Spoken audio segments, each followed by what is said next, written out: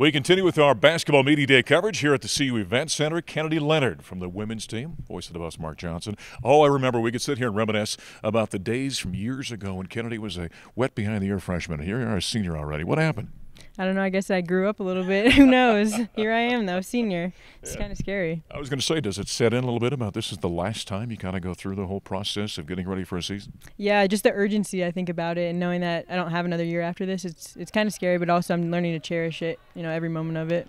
Even the running?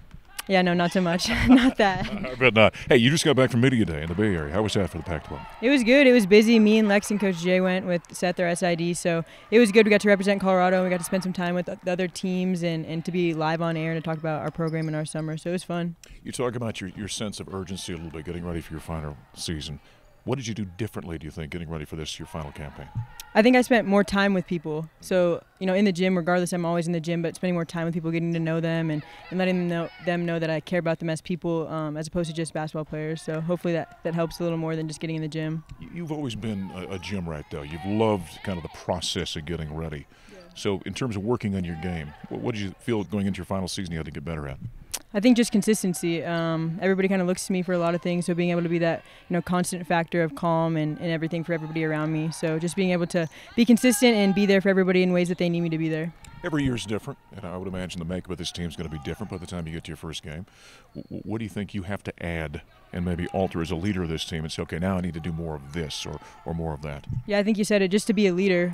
We have a lot of young kids, and we have obviously kids with experience, but I think for me and Lex, the biggest thing is to be leaders and to try to help them all, stay on course. It gets tough. The going gets tough. It always does, but to be able to not get, too under the weather about it and kind of stay constant, stay even-keeled through it.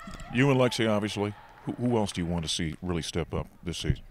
Obviously everybody, but I know we've been talking a lot about Maya. Last year she came in at the end of the season and helped us a ton with her shooting and stuff like that. So if she can, come in this year and do that same thing even to a higher level, I think that will help us a ton. And then just our freshman class being able to help us out and all of that. Honestly, everybody could help us a little bit. Me and Lex could add some things to our game too that could help us as well. Here I'm thinking about you as a senior. Does along with the responsibility comes with that? Can you also walk up to Coach Payne and go, hey, let me give you my opinion on this? Yeah, the other day in practice, actually, we were at a last-second shot opportunity, and Coach Jay had the board and was drawing on the board, and I said, here, give me the board, and I drew the play, and she let me draw the play. We missed the shot, but, yeah, she let me draw the play, so there is some responsibility and some trust there that is built up over the years, so I'm thankful to have that relationship with Coach Jay. Will you coach eventually?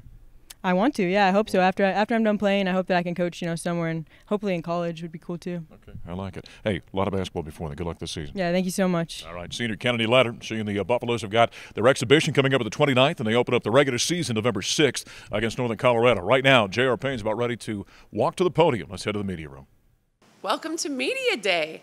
I'm just excited as anybody. I went to Pac-12 Media Day last week, and I love that day because everybody's undefeated. Everybody feels great about their team. Everybody loves what's going on and the excitement of the season, and we're no different. I'm thrilled about our team. We've got a couple of fantastic seniors, some players that got a lot of playing time last year that are returning as veterans now, and a really fun, exciting group of freshmen. So I'm thrilled about the upcoming season. I'm expecting us to have a great year, both on and off the court, and here we go. JR, again, a lot of new faces on the team this year, another good group of returners. So yeah. In what ways do you maybe expect this team to be improved over last year? Well, yeah, it's not just an expectation at this point. We actually are better than we were a year ago, most definitely. Part of it is we have two great seniors who have logged a lot of minutes in Colorado uniforms, and we expect them to be big contributors, especially at the guard position. To have that type of leadership in your backcourt is fantastic when you do have a handful of new players. So we expect that. We also had a group of freshmen last year that also played a lot. So those sophomores are not your typical sophomores. And so we expect them to be able to lead by example. And we're just really all on the same page a lot quicker than we have been in the past. So to me, those are some of the biggest reasons that we'll be a different, better team this year.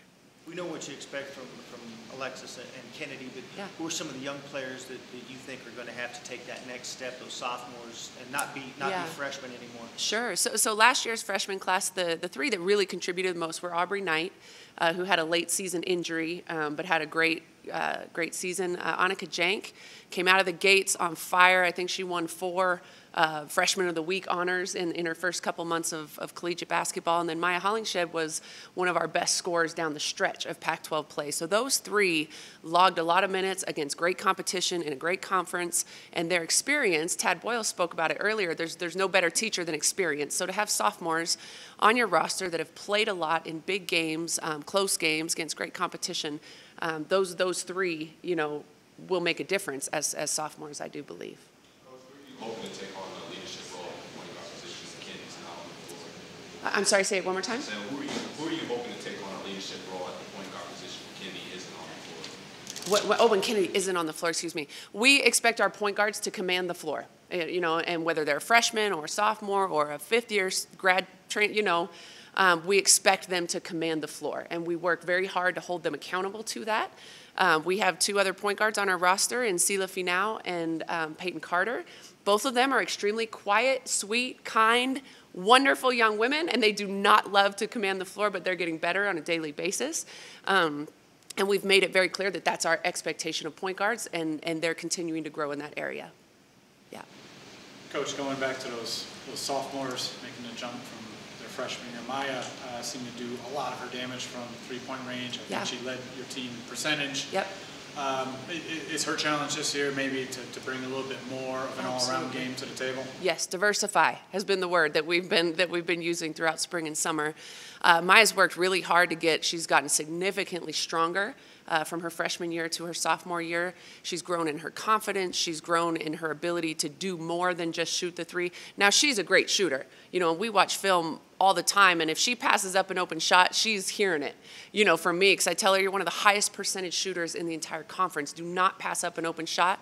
One, to give someone else a shot, or to, try to put the ball on the floor or do something. So she's a great shooter, and she will continue to be so, but she's working to put the ball on the floor from the perimeter. She's working to take care of the basketball more effectively than she did as a freshman, and then low post presence as well. She's never going to be a big physical low post kid. That's not her makeup, but it doesn't mean she can't be extremely effective from the low block. Third year, do you feel like this is when you're finally getting your identity and your culture built in a program? It doesn't happen overnight, obviously. Yeah, it doesn't happen overnight. I've loved every kid that came through this door, and put on a Colorado uniform, and they brought something special to this program and to this community. But I definitely feel like the group of young women that we have on our team right now have bought into what it means to be a Buff. We talk about being the hardest working, the toughest, and the most disciplined team in the Pac-12. And our players know that. They hear it from us, and they're working towards that end. For any of you that have been in our practices this year, I think if you were to walk in, Andy did a while back, walked into the middle of a practice once and said, whoa, this is a different feel.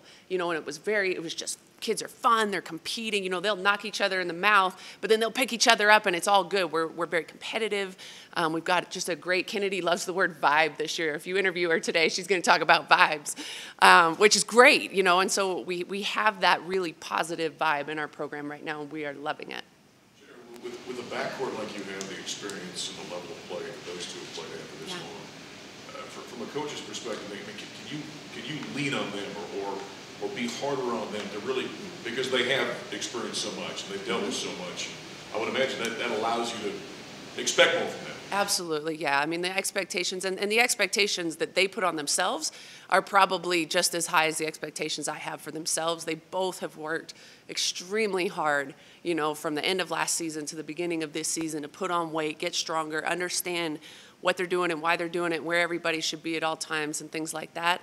But we definitely rely on them. We have a closed scrimmage on Saturday, and I expect if we didn't have any practice between now and Saturday, they would know how to walk on the floor, how to carry themselves, how to huddle, how to get on and off the court and things like that.